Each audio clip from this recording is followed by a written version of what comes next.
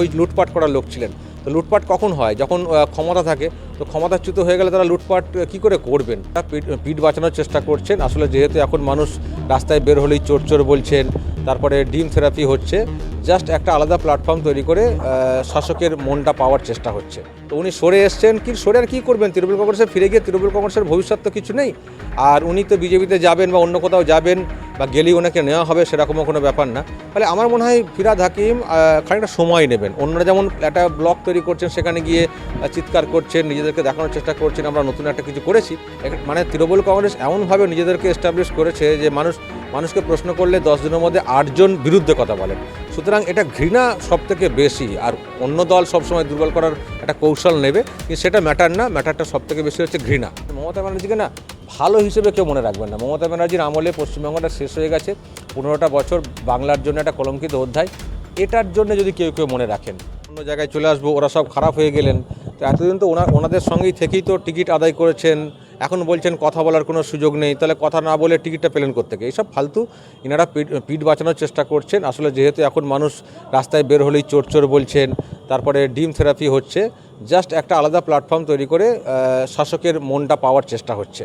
এর বাইরে কিছু না। কিন্তু এইভাবে টিকে থাকা যাবে না। আমি অনেক আগেই বলে দিয়েছিলাম তৃণমূল কংগ্রেস দলটা থাকবে না। কারণ দলটা কেন থাকবে? দল তো আর দল করার লোক ছিলেন না, সব ওই লুটপাট করার লোক ছিলেন। তো লুটপাট কখন হয়? যখন ক্ষমতা থাকে। তো ক্ষমতাচ্যুত হয়ে গেলে তারা লুটপাট কী করে করবেন? তো ক্ষমতাচ্যুত হয়ে গেছেন, এখন ওনারা যেটুকু লুটপাট করেছেন একটু সেগুলোকে রক্ষা করে কী করে বাঁচা যায় সেই চেষ্টা করছেন।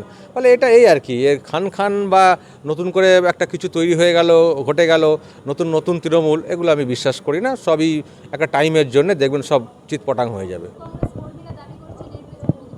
মানুষের ঘৃণা প্রচুর। বিজেপি দেখো যে কোনো দল অন্য দলকে দুর্বল করার চেষ্টা করবে, এটা নিয়ে কোনো না। এটা একটা পলিসি থাকে যে কোনো পার্টির।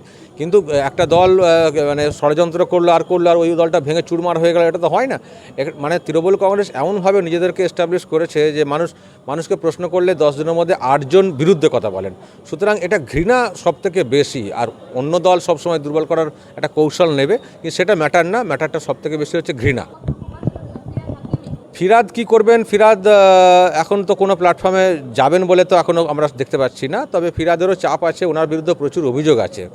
এমনকি ওয়াকফ সম্পত্তির মানে এদিক ওদিক থেকে শুরু করে অনেক অভিযোগ আছে। উনিও চাপ ফিল করছিলেন যে কী করে কী চলবো, কী করে কী চালাবো। তো উনি সরে এসছেন, সরে আর কী করবেন? তৃণমূল কংগ্রেসে ফিরে গিয়ে তৃণমূল কংগ্রেসের ভবিষ্যৎ তো কিছু নেই। আর উনি তো বিজেপিতে যাবেন বা অন্য কোথাও যাবেন বা গেলেই ওনাকে নেওয়া হবে সেরকমও কোনো ব্যাপার না। ফলে আমার মনে হয় ফিরহাদ হাকিম খানিকটা সময় নেবেন। অন্যরা যেমন একটা ব্লক তৈরি করছেন, সেখানে গিয়ে চিৎকার করছেন, নিজেদেরকে দেখানোর চেষ্টা করছেন আমরা নতুন একটা কিছু করেছি। কিন্তু আমার ধারণা ফিরহাদ হাকিম খানিকটা সময় কিনবেন, পরিস্থিতি দেখবেন। উনিও কিন্তু খুব বিচক্ষণ পলিটিশিয়ান। সুতরাং উনি এত দ্রুত কোনো সিদ্ধান্তে আসবেন বলে আমার মনে হচ্ছে না। তবে পুরসভাতে থেকে খুব একটা লাভ হচ্ছিল না। ভাবছিলেন যে আরও অনেক সমস্যা আছে, অনেক জটিলতা তৈরি হতে পারে, তাই একটু রাস্তা খুঁজলেন এখান থেকে যদি খানিকটা মুক্তি পাওয়া যায়। অসুস্থ তো ড্রামা চলছে, কিন্তু ওনাকে যেতেই হবে। আগে পাওয়ার ছিল, পাওয়ার কাজে লাগিয়ে তারিখ পে তারিখ নেওয়ার চেষ্টা হতো, অনেক খরচও করতেন। এবার পাওয়ার কাটটা হয়ে গেছে, তো ওইসব ন্যাকামো করে চলবে না। এমনি আমরা দেখলাম যে এদিকে অসুস্থ, কালকে নাকি পিসির বাড়িতে ছুটেছেন। ওই যখন বেকায়দায় পড়বেন সব মেরুদণ্ড সোজা এমনি হয়ে যাবে। মেরুদণ্ড সোজা বলতে মানে দাঁড়িয়ে পড়বেন আর কি। সুতরাং উনি তো উঠতে শুরু করে দিয়েছেন। ওসব ন্যাকামো করে বেশি দিন চলবে না। তদন্তের যে ব্যাপার এবং যে অভিযোগ সামনে আছে সেগুলোকে বেশ করে তদন্ত যেগুলো চলছে তাতে সাড়া দিতেই হবে। ওসব ন্যাকামো করে কদিন চলবে? এটা চেয়েছেন, দুটো ব্যাখ্যা আছে এখানে। একটা হচ্ছে যে মমতা ব্যানার্জিকে সাথে নিয়েই যদি চলা যায়। আবার অনেকে বলছেন মমতা ব্যানার্জির চাল এটা যে এরকম সাইডে রেখে যদি তৃণমূল কংগ্রেসকে বাঁচিয়ে রাখা যায়।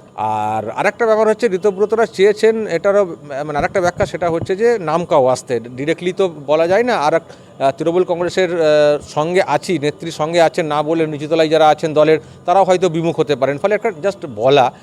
কিন্তু মমতা ব্যানার্জি এরকম পরামর্শদাতা হিসেবে থাকবেন তার স্বার্থ ছাড়া, সেটা তো হতে পারে না। এখন তিনি কি করে পরবর্তী সময়ে চুক্তি করেন সেটা দেখতে হবে।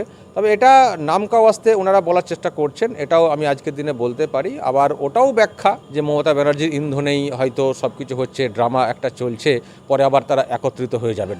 তো সব মিলিয়ে এখন এই মুহূর্তে গোলমাল একটু লাগছে। কিছু কিছু ক্ষেত্রে সময়টা এলে পরিষ্কার হয়ে যাবে। তবে ওই কোনো পরামর্শ কিছুই লাগবে না। তৃণমূল কংগ্রেস এমনিতেই বিসর্জন হয়ে গেছে।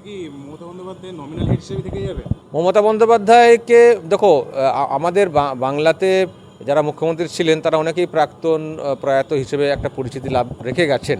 মনে করি আমরা অমুকজন ছিলেন মুখ্যমন্ত্রী, কিন্তু মমতা ব্যানার্জিকে না ভালো হিসেবে কেউ মনে রাখবেন না। মমতা ব্যানার্জির আমলে পশ্চিমবঙ্গটা শেষ হয়ে গেছে, 15টা বছর বাংলার জন্য একটা কলঙ্কিত অধ্যায়। এটার জন্য যদি কেউ কেউ মনে রাখেন, মমতা ব্যানার্জিকে মুখ্যমন্ত্রী হিসেবে যে মনে রাখতে হবে বিরাট কিছু করে গেছেন, এর জন্য আমার মনে হয় না কেউ মনে রাখবেন বলে।